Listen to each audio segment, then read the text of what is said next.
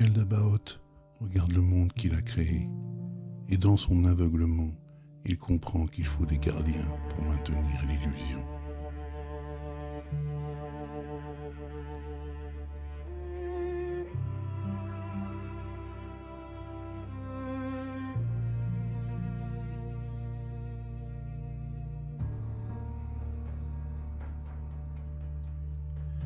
Il engendre alors 14 entités que les gnostiques appellent archontes.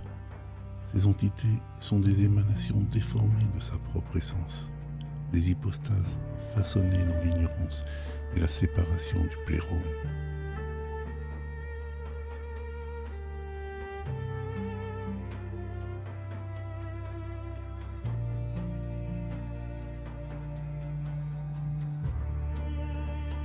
Yaldabaoth commence par engendrer Saklas, appelé aussi Samael. Saklas aide le démiurge à maintenir l'illusion de la matière, régissant les cycles de souffrance, de mort et de réincarnation, piégeant l'âme dans son enchevêtrement matériel.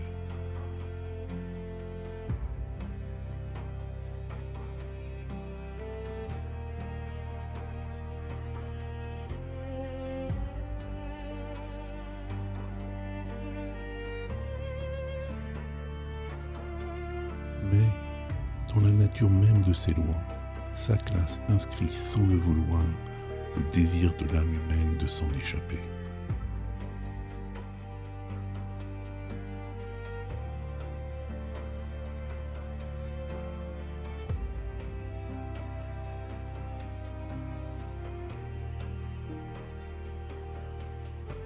Comment le bras droit de Yaldabaoth est-il devenu un catalyseur de lumière ?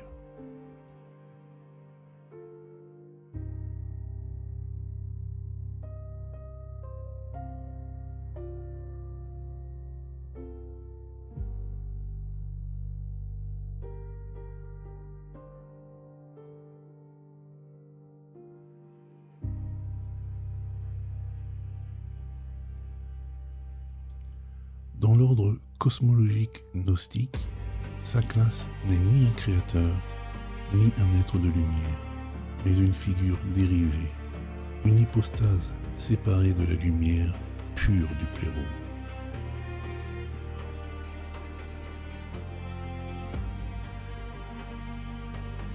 Il n'est pas un être autonome, mais une continuation de l'illusion de Yaldabaoth, une émanation issue de sa déformation.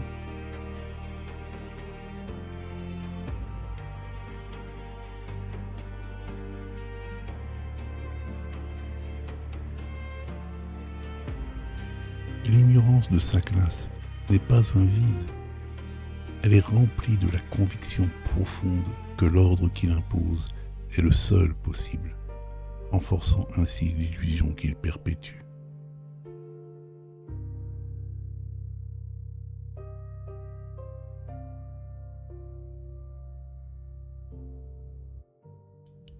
Il est une figure qui incarne non seulement la séparation, mais aussi la souffrance inhérente à cette séparation.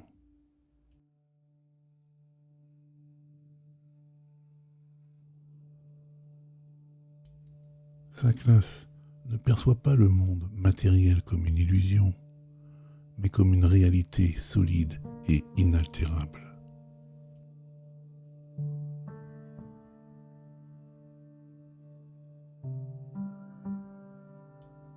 C'est dans cette illusion qu'il emprisonne l'âme humaine, la rendant incapable de voir au-delà des apparences et des souffrances.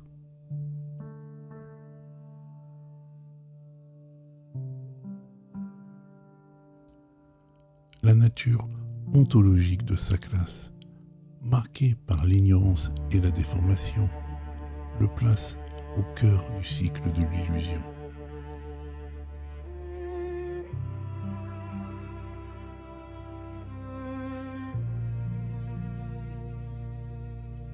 Par sa séparation du plérôme, il incarne la fracture entre la vérité divine et l'illusion matérielle.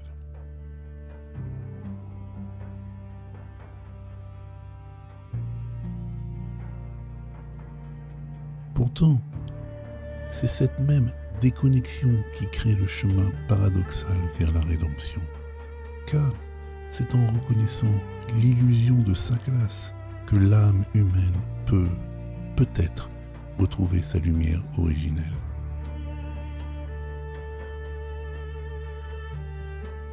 Sa classe est une émanation directe de Yaldabaoth. Il occupe une position cosmologique proche de ce dernier. Il est le bras droit du démiurge et sa sphère d'influence est donc située juste après la création de Yaldabaoth.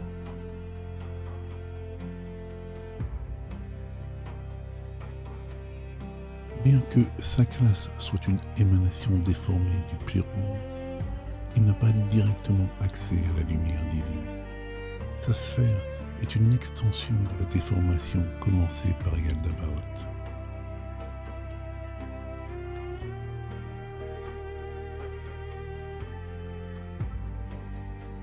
Sa classe est l'archonte principal de l'illusion matérielle. Il n'est pas un simple spectateur, mais un acteur essentiel dans la création déformée du monde.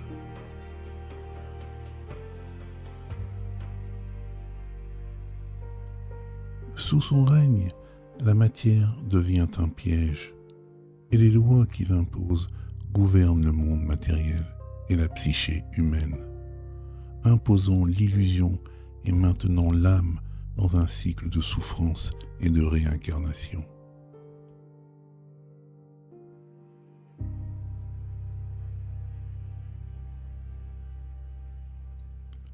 Sa classe incarne la séparation fondamentale entre le plérôme et le monde matériel. Il est celui qui veille à ce que cette rupture reste infranchissable, rendant l'âme humaine aveugle à sa véritable nature.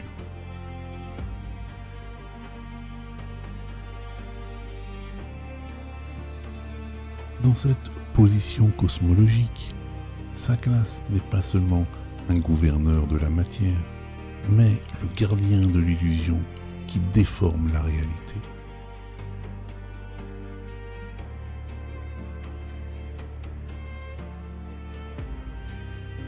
Sa classe agit comme un empêcheur de libération. Il manipule la perception humaine, trompant l'âme avec des apparences solides et inaltérables.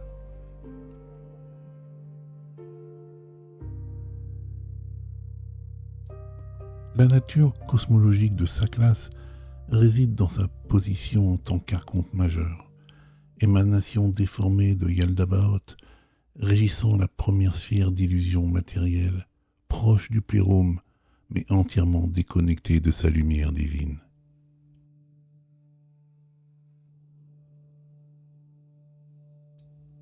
L'âme humaine, piégée dans l'illusion de la matière, perd sa capacité à voir la vérité qui réside au-delà de cette réalité déformée.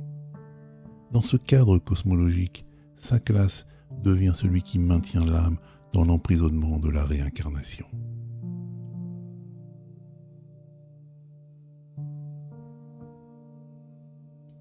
Pour s'assurer de l'enfermement de l'âme humaine dans un cycle infini de réincarnation, sa classe érige 4 lois, destinées à maintenir l'âme captive, permettant ainsi aux archontes de se nourrir éternellement des pensées et des émotions négatives des êtres humains.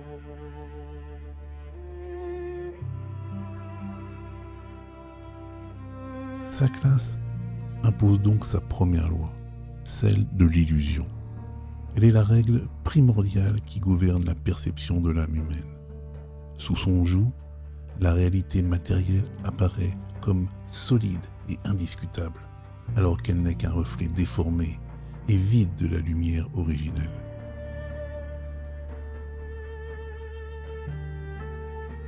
La deuxième loi est celle de la souffrance. Sous cette loi, Saklas enferme l'âme dans l'idée que la souffrance, la douleur et la perte sont des éléments inévitables de l'existence. La souffrance devient une condition fondamentale de l'expérience humaine et cela perpétue l'enfermement des âmes dans l'illusion.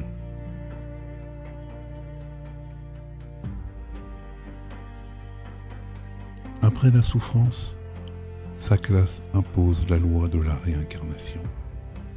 Cette loi scelle le destin des âmes dans un cycle perpétuel de naissance, de vie et de mort.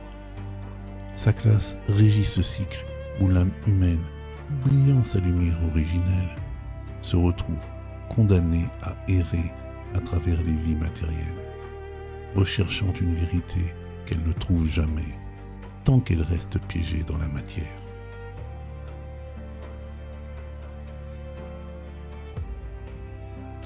Enfin, la dernière loi de Saklas est la loi de l'ignorance. Elle est l'instrument par lequel Saklas maintient l'âme dans les ténèbres. L'âme, prisonnière de cette loi, reste aveugle à sa véritable nature, incapable de percevoir la lumière divine du plérôme.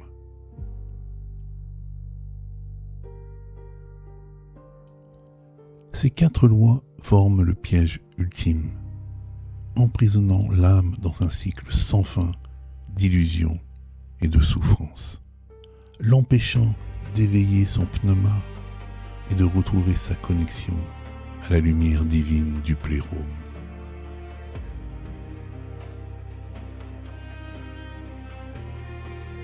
L'un des aspects les plus fascinants de la cosmologie gnostique est le paradoxe de Saklas. Bien qu'il soit l'archonte qui maintient l'âme humaine dans l'illusion matérielle, c'est à travers la reconnaissance de cette illusion que l'âme se réveille et qu'elle commence à chercher la lumière originelle du plérôme.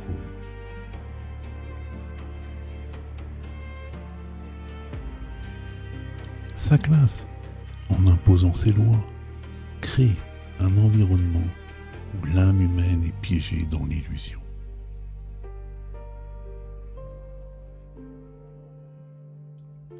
Mais, plus l'âme se sent prise au piège, plus elle ressent le désir de s'en échapper, car elle contient une portion du plérôme, son pneuma.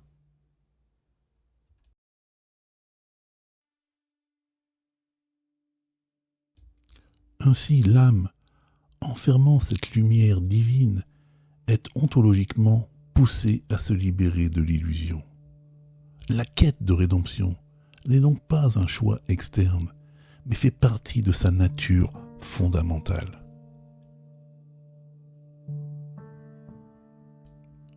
Saklas devient ainsi, sans le vouloir, un catalyseur de cette quête spirituelle. En imposant l'illusion, il incite l'âme à chercher au-delà de celle-ci, la poussant à prendre conscience de sa vraie nature et à se reconnecter à la lumière divine du plérôme. Revenons maintenant à la question qui a animé notre réflexion. Comment le bras droit de Yaldabaoth est-il devenu un catalyseur de lumière?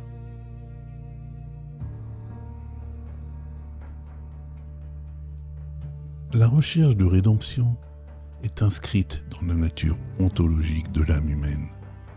Saklas, en imposant l'illusion, la souffrance, l'ignorance et en maintenant l'âme humaine dans un cycle de réincarnation, réveille paradoxalement l'envie de rédemption.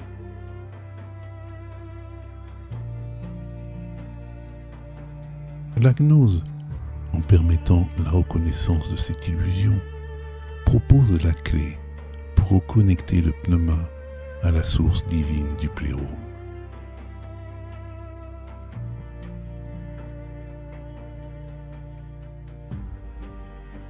Mais d'autres archontes sont à l'œuvre. Si Saklas impose les lois de l'illusion, de l'ignorance, de la souffrance et celle de la réincarnation. Thoth, lui, n'est pas seulement co-régisseur de la réincarnation, mais il impose aussi la loi du temps, celle de l'usure du monde.